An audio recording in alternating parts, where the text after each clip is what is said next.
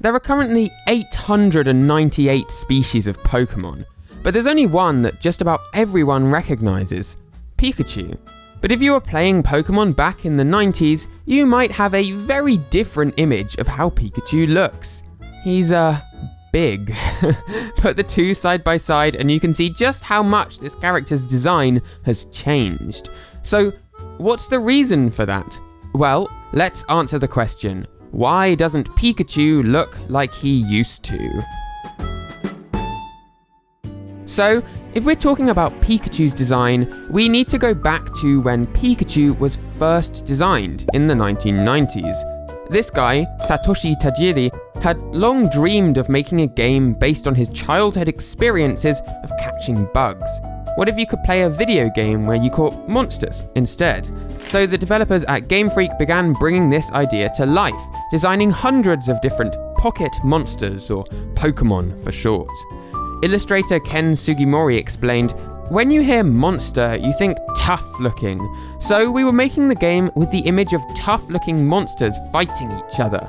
But we then had some people within the development team say, I want to see more cute monsters." They figured that if people were going to trade these Pokemon, then there needed to be a variety of different kinds of creatures. So they asked another designer at the company called Atsuko Nishida to design something more cute looking. Nishida was one of the few women at the company, and she doesn't like to show her face in interviews, hence the big fluffy Pikachu plushie that she's holding here. So Nishida was given only 2 requests. The creature should be an electric type, and it needed 2 evolutions.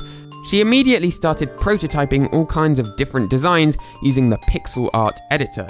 That's right, she didn't plan the Pokemon on paper, she drew the designs directly as pixel art.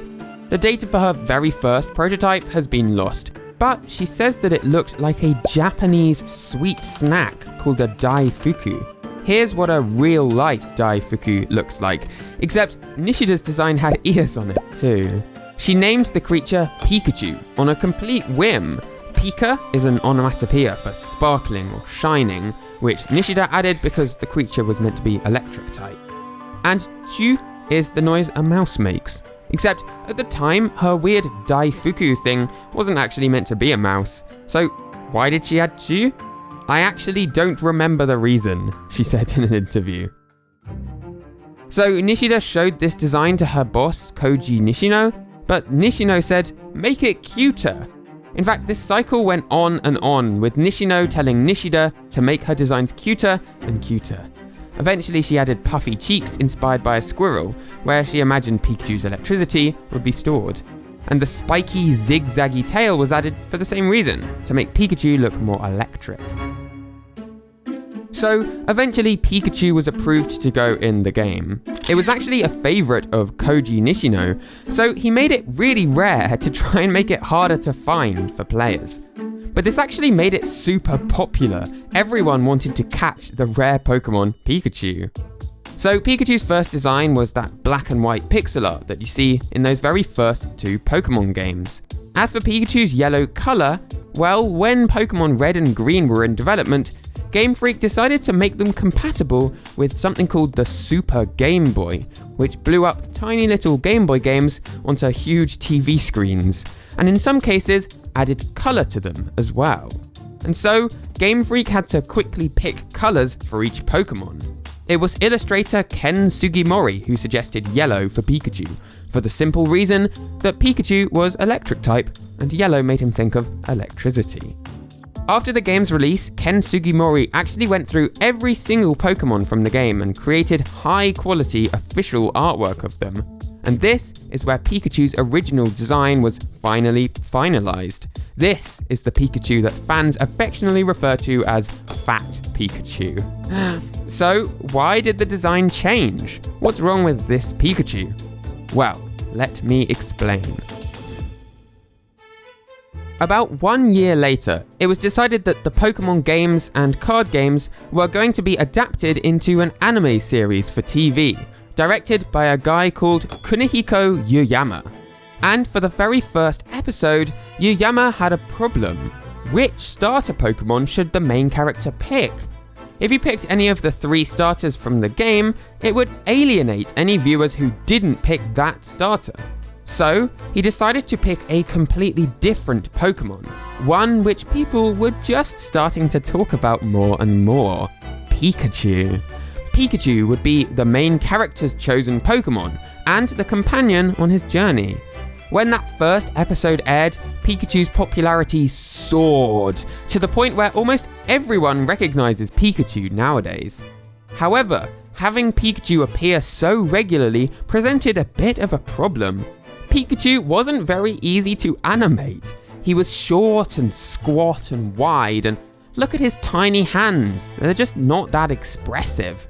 So for the anime, Game Freak made some changes to his design. They gave him bigger arms and a longer neck, generally more human looking. Ken Sugimori explained, "Since the animation had them doing a variety of movements, including human-like gestures, we changed the shape of Pikachu's body to make acting easier. While Pikachu was originally very short and stout, we gradually gave it a more defined neck and elongated its spine." Ugh, that sounds gruesome. So, as the Pokemon video game series continued on, Pikachu's design in the games took much more inspiration from the modified anime design, rather than Ken Sugimori's old illustration. In Sugimori's own words, "The Pikachu appearing in the Pokemon series after the broadcast of the animated series was influenced by how it appeared in the show. I mean, just compare his design in Pokemon Red and Green with how he looks in Pokemon Ruby and Sapphire. But it's not like the Ruby and Sapphire design was the definitive one. Pikachu's design hugely varied between the anime, the video games, and even the card game too. Here's a huge chart that Japanese Twitter user and Pokemon expert Takasa Oji-chan put together, showing all of the various Pikachu designs. And right in the middle, this one design here is very important. Because in 2004, after years of Pikachu having a somewhat inconsistent character design, Game Freak decided to set the design in stone and create a definitive Pikachu design to be used as a reference for everything that followed it. This is the so-called digital base model. And here's the thing, if you play any of the modern Pokemon games and look at Pikachu, he will look like this. Or Pikachu from the live-action film. Again, his design is based on this one from 2004. Every Pikachu design after 2004 was based on that one consistent base. And that's why Pikachu's design has finally stopped changing so much. Except for one game, Pokemon Sword and Shield. Okay, so normally Pikachu looks just about how you expect him to look. But this game has the Gigantamax mechanic, where you can supersize your Pokemon to an absolutely huge scale.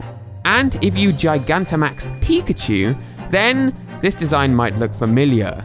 Pikachu's Gigantamax form is actually based on the old original design of the character, the Fat Pikachu, if you like. That was such a cool reference that Game Freak put in the game. I love that they acknowledged the pretty huge change that Pikachu's design has gone through. For a few years in the very early days of the Pokemon series, if you looked at a picture of Pikachu, you really didn't know what he was going to look like.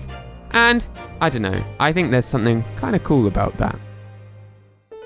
Hey, thanks for watching to the end. I hope you enjoyed this look back at Pikachu's design.